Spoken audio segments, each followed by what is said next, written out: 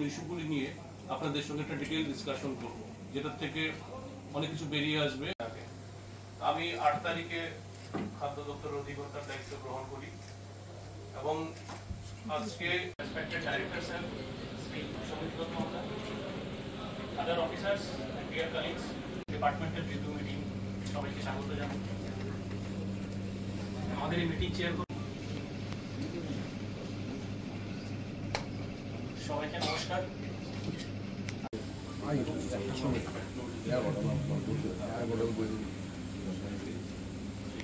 আজকে নতুন করে আমরা সেই সংগঠিত করছি, বিভিন্ন বিষয় নিয়ে আলোচনা হবে। তার বাইরে তো আমরা সকলের সহযোগিতা আমরা চাইছি আগামী দিনে।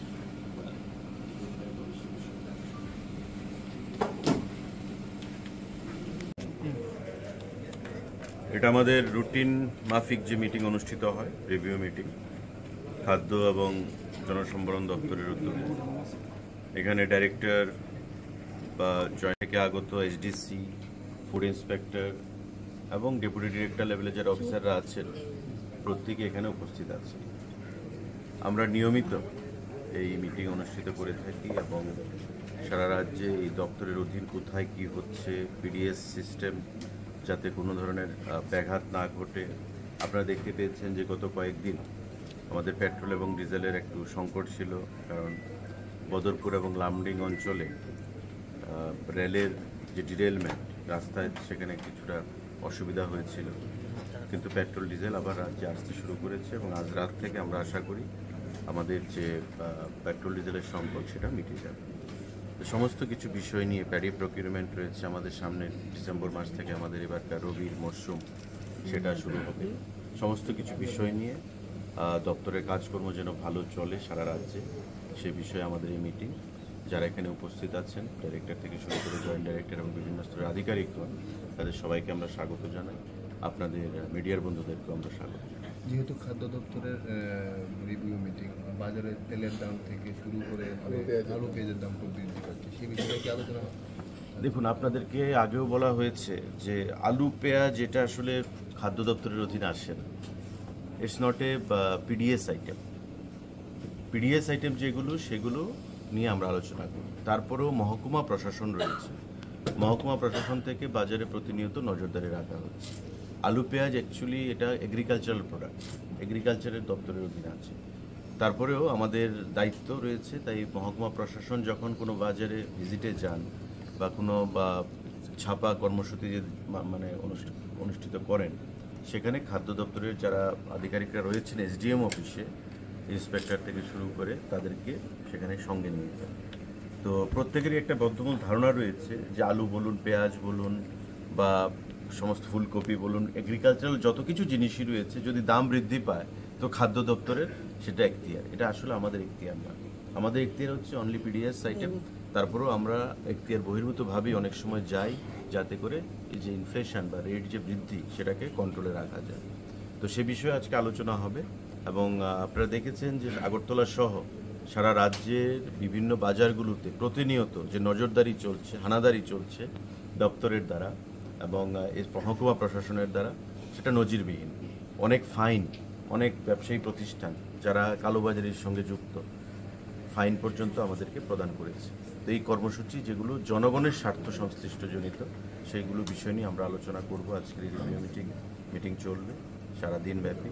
এখানে আধিকারিকরা তাদের মতামত রাখবেন বিভিন্ন মহকুমা থেকে। তারপরে আমরা পরবর্তী সময় আপনাদের সিদ্ধান্ত। কত ফাইন কালেক্ট হয়েছে? এটা তো রেডিলি হিসাব নেই, তো কয়েক লক্ষ টাকা হবে সারা রাজ্য থেকে এখন পর্যন্ত বিভিন্ন বিষয় নিয়ে। বাজারে যারা কাস্টমার ক্রেতা কিনতে গেছে, সেদিন আমি গেলাম বাজারে, প্রথম ছিল পেঁয়াজ 65 টাকা, 4 দিন পর হয়ে গেল 80 টাকা। আপনি যেটা বলছেন যে আপনার আয়ত্ত নাই, কিন্তু স্যার আবার খাদ্য দপ্তর লোক গেলে আবার এটা কমে যায়। আজকে নিউজ করলাম 80 টাকা, গেলে তার 70 টাকা হয়ে যায়, 75 টাকা হয়ে যায়। তারা গেলে কমে যায়, আবার না গেলে আবার বেড়ে যায়। দেখুন, এখানে আমি আবারও বলছি, আলু পেঁয়াজ এটা খাদ্য দপ্তরের অধীন নয়। It comes under agriculture department. আপনাদেরকে তার আগেও অনেকবার বলেছি আমরা।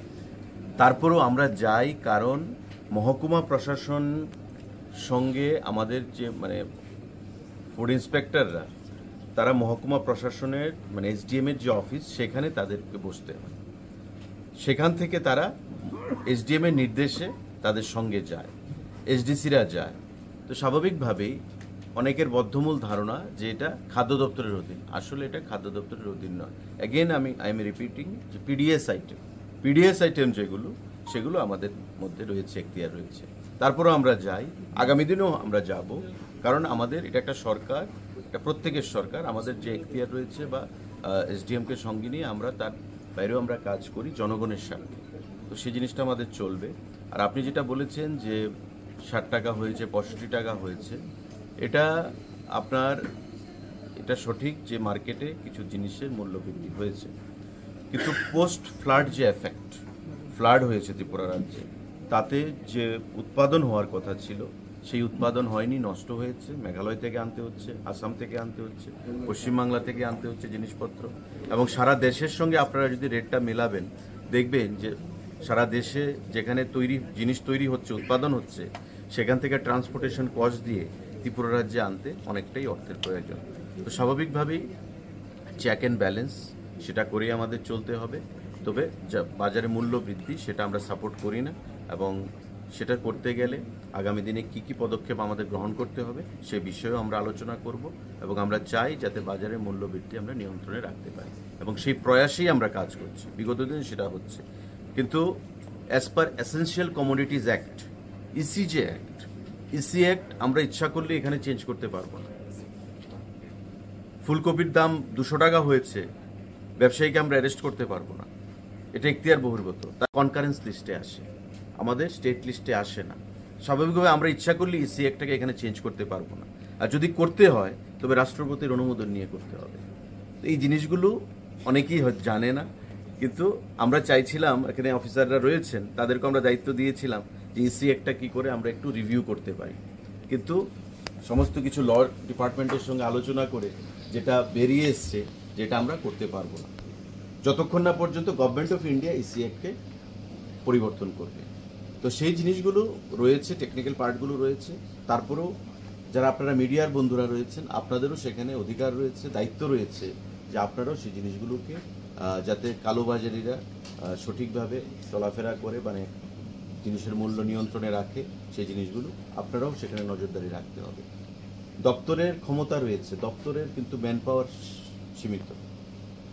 সারা রাজ্যে বাজার কতটা রয়েছে, এবং আগামী দিনে এখানে ডাইরেক্টর সাহেব নতুন এসেছেন সুমিত বাবু, আমরা আলোচনা করেছি যে আগামী কয়েকদিনের মধ্যে আমরা ক্যালেন্ডার তৈরি করছি, ডিস্ট্রিক্ট ওয়াইজ যতগুলো বাজার রয়েছে সেই বাজারের সেক্রেটারি, প্রেসিডেন্ট, এসডিএম, প্রশাসনের আধিকারিকদেরকে নিয়ে আমরা জেলাভিত্তিক গিয়ে আমরা মিটিং করব, এবং সেখানে রেশন শপের ডিলাররাও থাকবে, বাজারের প্রতিনিধিরাও থাকবে, প্রশাসনের আধিকারিকরাও থাকবে, যাতে প্রত্যেকটার মধ্যে একটা সিনক্রোনাইজেশন অর্থাৎ একটা কোঅর্ডিনেশন আমরা সঠিকভাবে করতে পারি।